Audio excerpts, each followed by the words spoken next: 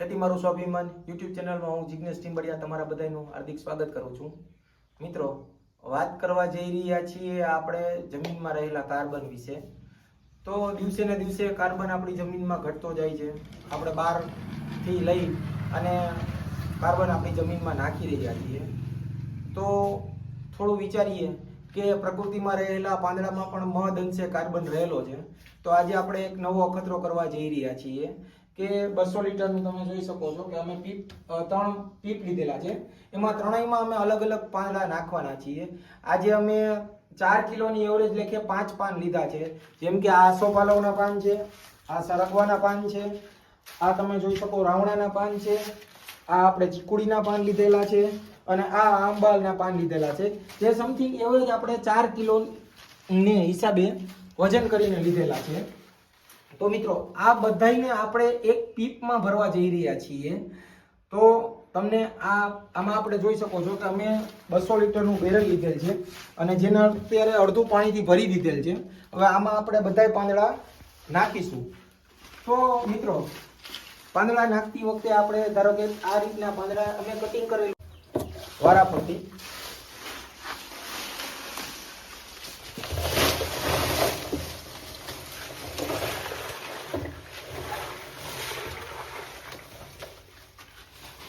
અમારે હિતભાઈ આવેલા છે, બરાબર, ભાણુભા અમારા।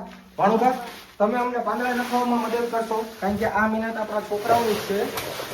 આપણે આપણા છોકરાઓને ખેતી શીખવાડવી જોશે।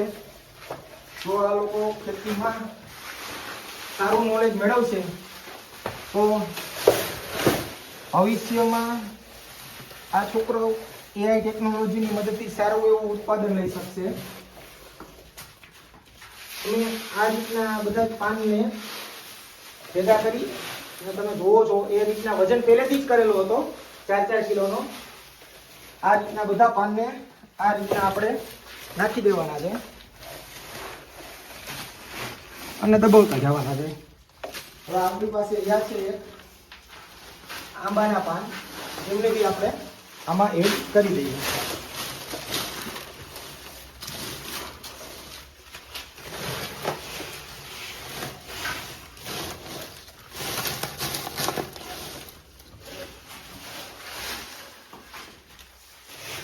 મિત્રો, આને આપણે એવો વિચાર છે કે 1 મહિના સુધી આ પાનને સડવા દેવા છે, બરાબર।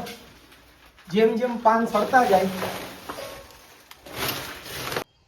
તો મિત્રો આપણે બધા પાંદડા આમાં નાખી દીધેલ છે। હવે આપણે આને પૂરેપૂરું પાણીથી ભરી દેશું।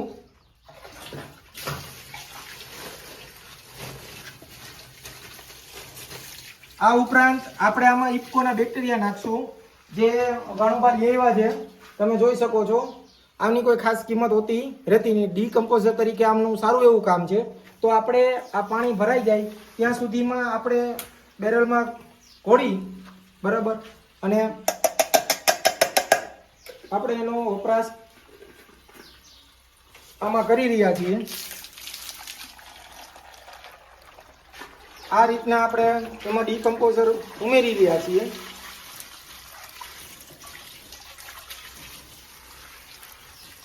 આ આપણે છાંયે રાખ્યું છે જેથી તડકો ના મળે અને આને પાણીથી ભરી અને રોજ દિવસમાં એકવાર આમને થોડા પાંદડા સડે એ રીતના હલાવશું, જેથી કરી મટીરિયલ નીચે બેસતું જાય અને પાણી તમે વધારાનું એડ કરી શકો।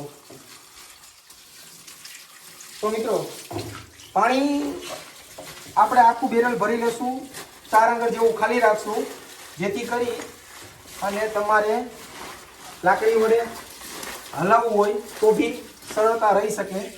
આમને આપણે છાંયે રાખેલ છે જેથી આપણે આમને કોઈ બી કાપડ સાડી દ્વારા આપણે એમને બાંધી દેશું અને દિવસમાં 1 વાર 2 વાર તમારી સગવડતાએ તમે જ્યારે ફ્રી થાવ ત્યારે આમને હલાવવાનું છે। કેટલા દિવસે પાન સડે એ આપણે આમાં જોવાનું છે અને આ પછી પિયત દ્વારા આપણે મગફળીમાં વાપરવાના છીએ। તો એના દ્વારા શું રિઝલ્ટ મળે એ તમને વધુમાં વધુ અમે જણાવતા રહેશું। કે આ પાનથી આપણને ખેતીમાં શું ફાયદો થાય છે, કઈ રીતના થાય છે. આપણે આ 200 લીટર 3 વીઘામાં દેવા માટે બનાવી રહ્યા છીએ. આ બીજું ટીપણું છે, એમાં આપણે કડવું બનાવવા જઈ રહ્યા છીએ. અને ત્રીજું ટીપણું છે, એમાં આપણે સ્પેશિયલ ખાલી આંકડો જ પલાળશું. અને નાના પીપ છે એમાં નવા નુસ્ખા કરવા જઈ રહ્યા છીએ. તો આવા અમારા નવા નુસ્ખા અને ખેતીમાં રિઝલ્ટ જોવા માટે અમારી ચેનલ ખેતી મારું સ્વાભિમાનને લાઈક કરો, શેર કરો અને સબસ્ક્રાઈબ કરો. જય શ્રી કૃષ્ણ મિત્રો.